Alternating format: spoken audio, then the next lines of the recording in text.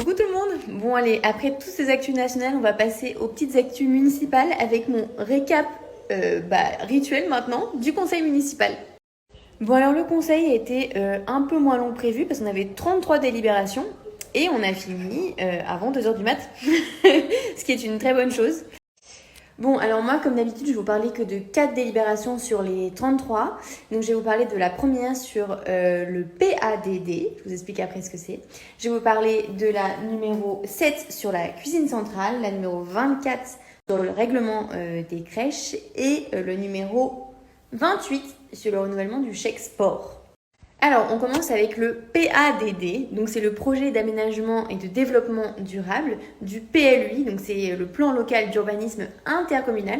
Donc c'est un truc qui est élaboré par le territoire, donc chez nous c'est Vallée-sur-Grand Paris, c'est le regroupement de plusieurs communes, donc chez nous par exemple il y a Clamart, Le Plessis-Robinson, Châtillon, Montrouge, Malakoff. Voilà, c'est tout ce rassemblement de villes qui vont prendre ensemble ce projet de développement durable qui a pour but de fixer les objectifs à une dizaine d'années du territoire, du développement du territoire en termes de développement durable. J'espère que j'ai été à peu près claire.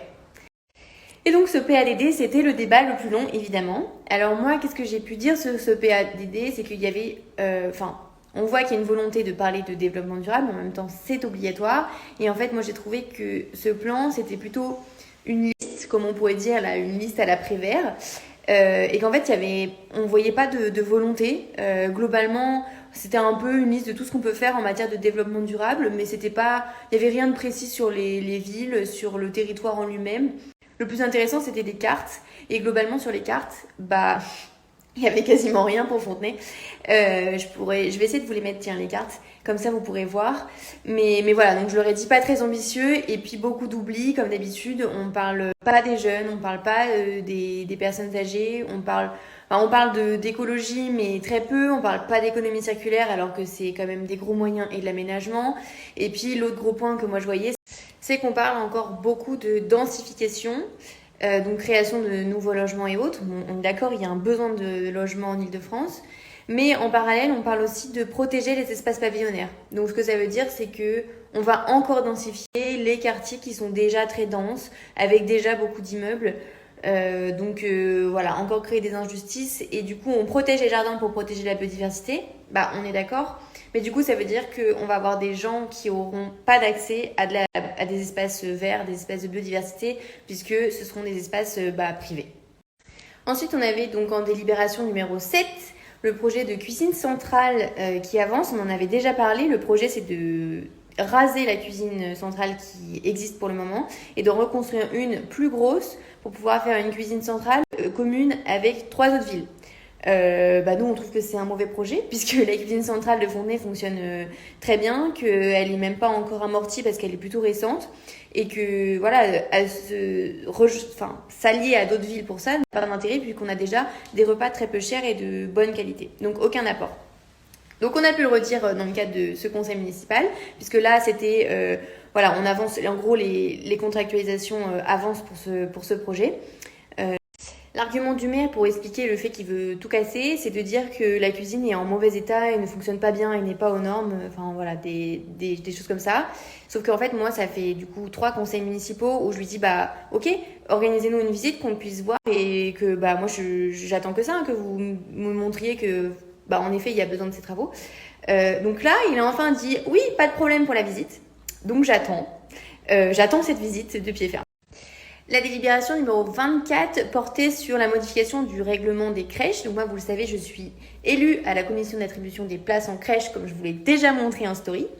Et là, en gros, dans ce règlement, ils ont été obligés de changer les horaires d'ouverture des crèches et des vacances parce qu'il y a une pénurie de personnel, en fait, pour ces crèches. C'est un problème national. Donc moi j'ai juste profité du conseil pour rappeler que ces changements d'horaire allaient aussi diminuer les taux de demande parce que aller chercher son enfant à 18h sur Fontenay, ça limite beaucoup les possibilités pour les parents. Et donc il ne faudrait pas faire de nouveaux taux vachement mieux en disant maintenant on a 60% de réponses favorables aux demandes de place en crèche. Oui, s'il y a moins de demandes mais toujours autant de places. Voilà, donc c'est toujours, c'est ça la politique aussi, c'est toujours prévenir ce qui peut arriver par la suite.